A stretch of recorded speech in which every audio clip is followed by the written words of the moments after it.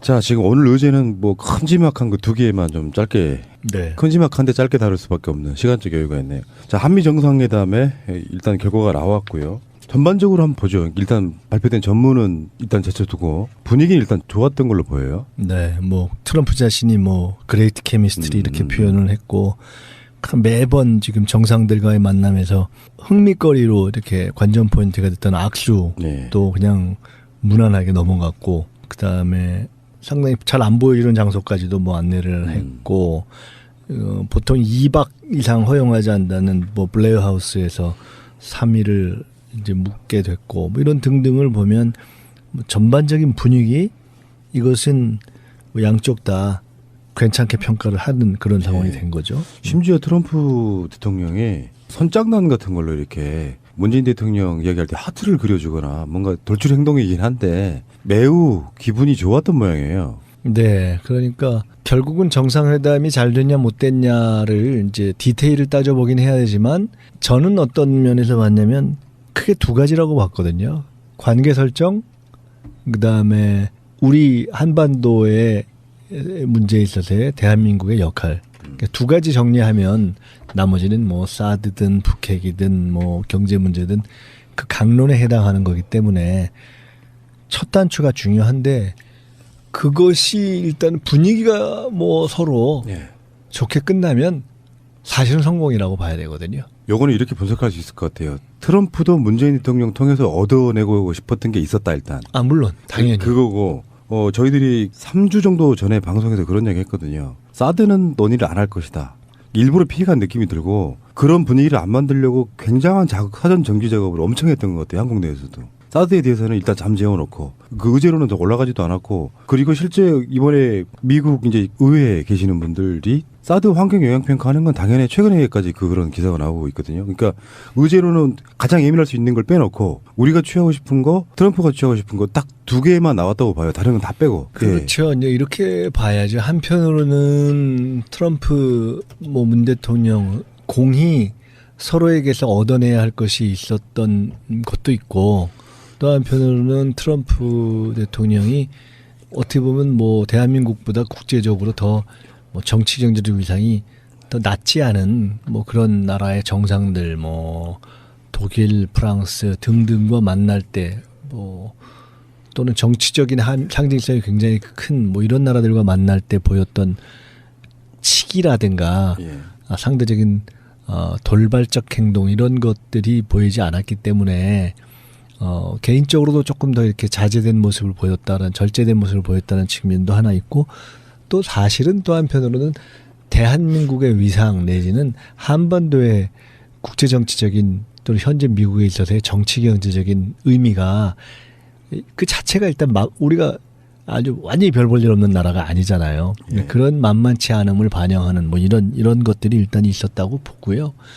각각을 쪼개서 이제 들어가 본다면은 이제 하나하나 들어가 봐야 되겠지만 사드 문제만 그러니까 저는 사전에 어땠는가, 현장이 어땠는가, 그다음에 실제 마지막 공동선언으로 표현되는 마무리가 어땠는가 이제 이렇게 쪼개 볼 수 있고 이제 다만 전제해야 될 것은 실제 현장에서 당사자들만이 느낄 수 있는 감과 그렇죠. 아직은 다 확인되지 않은 당사자들이 실제 나눈 대화의 어떤 뉘앙스라든가 그런 어떤 이면 이런 것은 사실은 당사자들이 가장 정확히 판단할 수 있고 또 아직 100% 이렇게 다 드러나고 귀국 보고가 된 것이 아니어서 사실은 더 확인을 해봐야 되고 이렇게 나온 것 같고 추측을 해야 하지만 하여간 비교적 좋다고 보고요.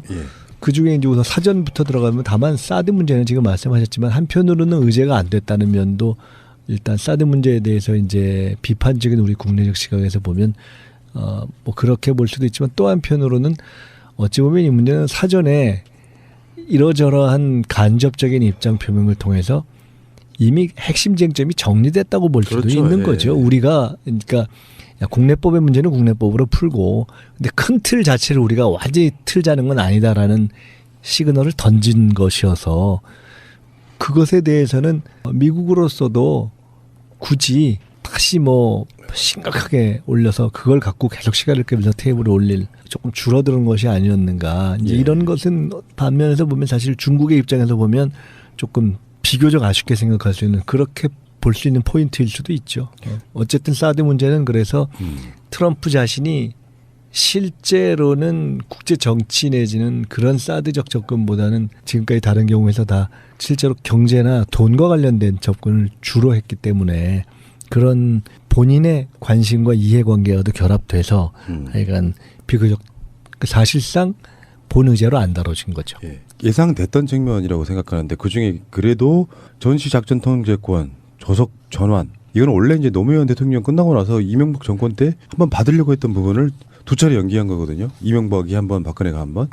요거는 전시작전 통제권은 조만간 문재인 정권 내에 돌아올 가능성이 높아 보이는 것이고요. 실질적으로 트럼프가 요구하는 것은 사실은 FTA를 개정하자 이런 게 가장 센 것 같고요. 나머지는 문재인 대통령 입장에서 트럼프에게 북핵 문제에 대해서 좀 전향적인 자세를 가져달라.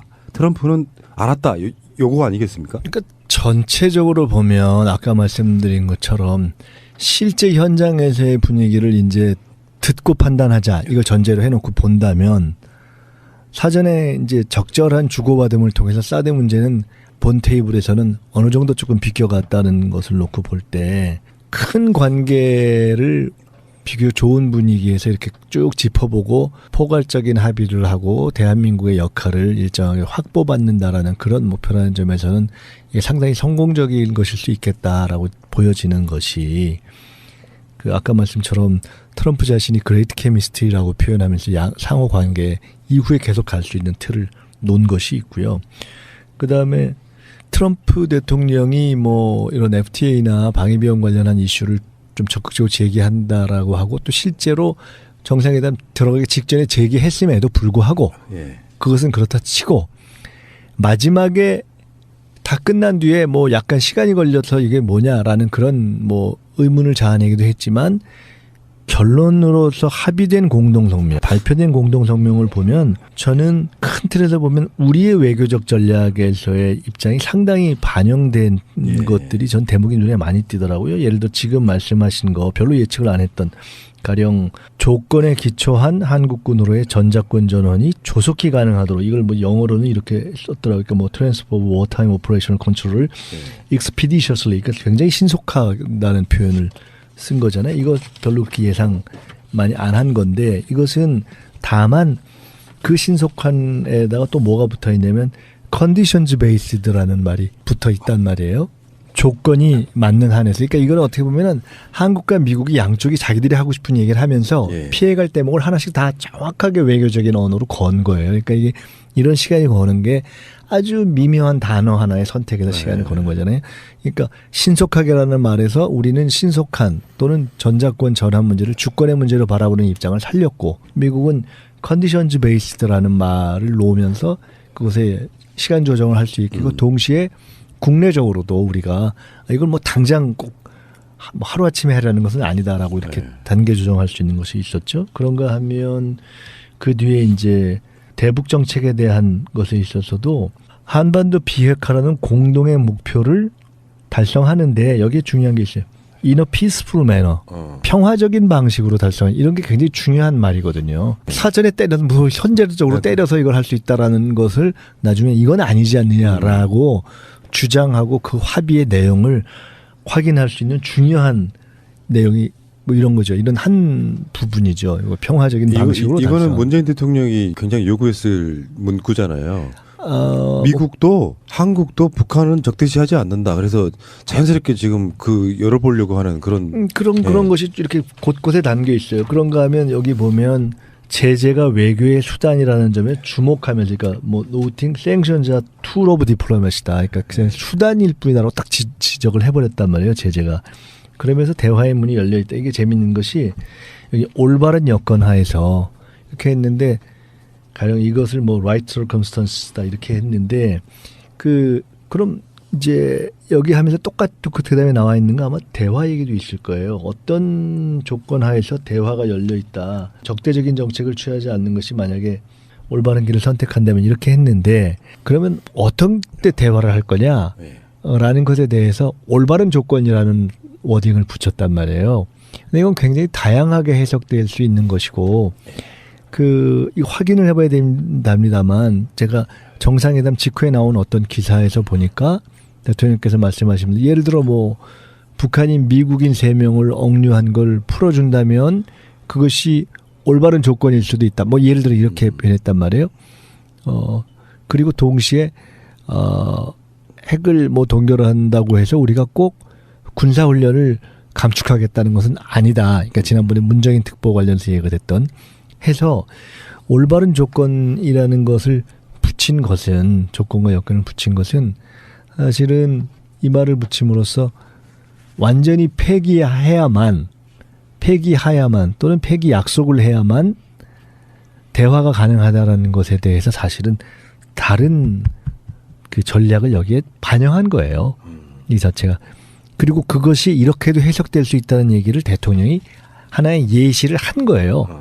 그러니까 이것은 상당히 사전에 논란이 문정인 특보의 발언을 포함해서 한미 정상회담 전에 우리나라의 보수에서 또 여러 가지 얘기를 했지만 실제로는 저는 대통령이 취하고 우리가 그러니까 일관되게 햇볕 정책 이후에 취해왔던 일정하게 대화와 제재의 병행 전략 그리고 지금 완전히 폐기가 된 것을 전제로 해서만 대화할 수 있다라는 이명박근혜의 전략과 다른 소위 접근법 이거를 맞았거든요. 지금 반영한 거죠. 문재인 대통령이 굉장히 영리얘기요. 외교라고 하는 게 상대에 대한 존재감을 굉장히 부각시켜 주면서 기분 맞춰 주면서 얻어내는 거잖아요. 예. 이런 느낌이었어요. 대국의 임금님께서 뭘 북한 같은 그런 애들 신경을 쓰십니까? 그건 우리한테 맡기세요. 그리고 그래서 지금 여기 전문에도 그렇게 나오거든요. 트럼프 대통령은 한반도의 평화 통일 환경을 조성하는 데 있어서 대한민국의 주도적 역할을 지지하였다. 이거 굉장히 중요한 네. 거죠. 그러니까 주도적 역할을 여기다 그야말로 리딩 롤 이렇게 써놨단 네. 말이에요.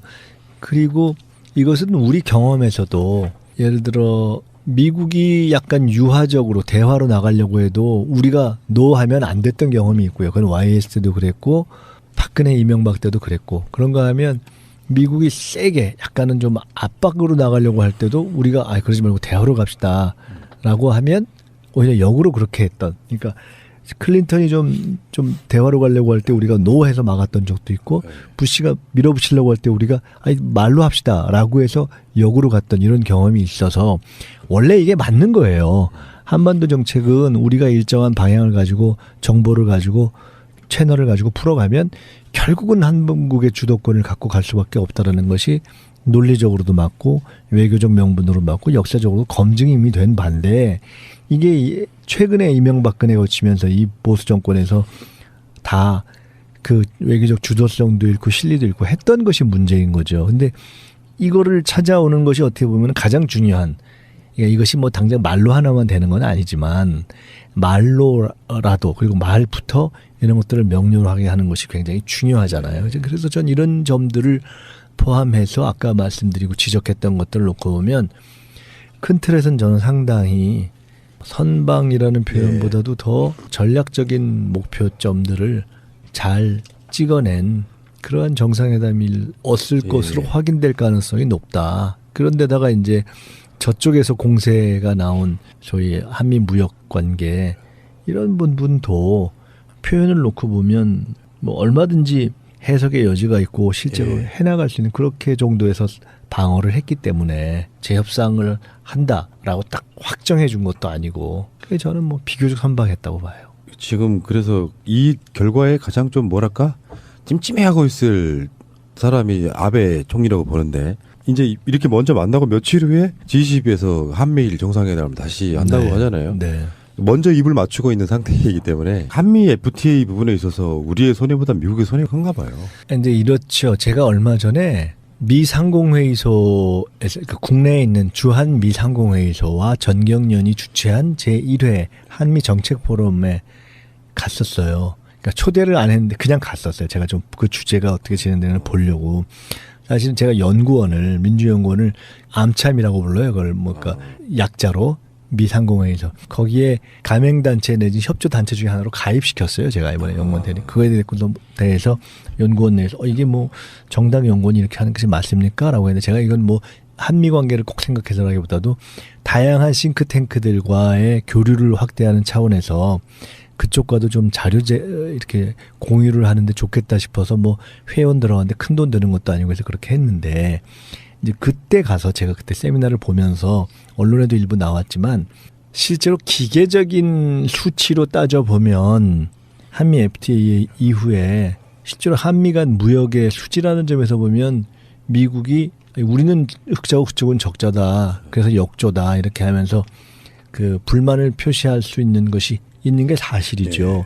그래서 그에 대해서 예를 들어 그때 국내에 와 있는 저 한미 상공회의소 멤버들이나 미국의 입장을 이렇게 더 편향되게 대변하는 입장에서는 그 기계적 균형을 맞춰줘야 되는 것이 아니냐. 이번에 가서도 그렇게 해야 된다라고 주장하는 것이 있었어요. 그렇긴 한데 근데 실제로는 꼭 그건 그렇게 볼 일은 아니죠. 왜냐하면 한미 FTA가 없었다 해도 무역 수지는 저 미국이 계속 적자일 수가 있는 거예요. 그러니까 한미 FTA가 없었을 경우와 있었을 경우에 미국 측에서의 적자가 더 늘어나냐 아니냐를 따져봐야 되는 것이 논리적으로 맞고 그러니까 예. 지금 현재 적자냐 흑자냐를 따지는 것이 아니라 맞고 그렇게 아니 각자 무슨 다른 특별히 억지로 맞춰주는 수지가 아닌데 예. 기계적으로 맞추는 것이 아니라 혹시 조건에 뭐 불공정함은 없는가 이렇게 따지는 것이 맞고 뭐 이런 등등 쟁점이 있어요. 근데 미국은 어쨌든 자동차나 철강 이런 문제를 포함해서 적자를 좀 줄이고 싶은 이런 것이 있는데 그런 것에 대해서 우리는 딱 기계적으로 이걸 뭐 숫자를 딱 양쪽이 똑같이 뭐 돼야 된다 이렇게 안 하고도 접근할 네. 수 있는 다양한 방법이 있기 때문에 아마 그런 여러 가지 카드를 가지고 갔을 거고 그래 그걸 논의해 봅시다라는 정도에서 전 막았을 거라고 봐요. 왜냐하면 그렇기 때문에 재협상을 약속한 건 아니다라고 끝난 후에 그것을 시사하는 듯한 것을 트럼프 대통령이 했지만 장하성 실장이 아니라고 했고 그다음에 어쨌든 공식적인 합의 문안으로 나타나지가 않았잖아요. 그래서 그냥 더 확대되고 균형된 무역을 이렇게 상호 공정한 뭐 조치와 상호의 이익을 높이는 방향으로 하자라는 정도로 이 또한 상당히 원칙적이고 포괄적인 틀에서 정리된 거거든요. 뭐 이거는 이제 서로 협상하는 거죠, 뭐. 여기는 트럼프가 노렸던 건 두 가지 같아요. 자기가 당선되는 국민들이 자기한테 원하는 거. 트럼프는 계속해서 이제 그걸 국가 이익을 좀 이야기하는데 한미 FTA를 이야기하면 되게 많이 꼬일 것 같으니까 일단 전제만 세워놓고 사실은 기업인들의 투자가 더 목적이었을 수도 있어요. 그것도 있고 실제로 이제 뭐 지금 다른 나라와 사전에 했던 경우를 보면은 뭐 그 트위터 이걸 통해서 지금 어디가 우리나라에 들어와서 공장을 짓기로 했습니다. 뭐 이렇게 해서 그냥 꼼짝 못하게 짓게 한다든가 기정사실로 한다든가 뭐 그런 거 있잖아요. 그러니까 자기가 원하는 일종의 사업가로서 딱 바라는 게 있는 거고 그것에 초점을 맞춘 걸 하겠죠. 예.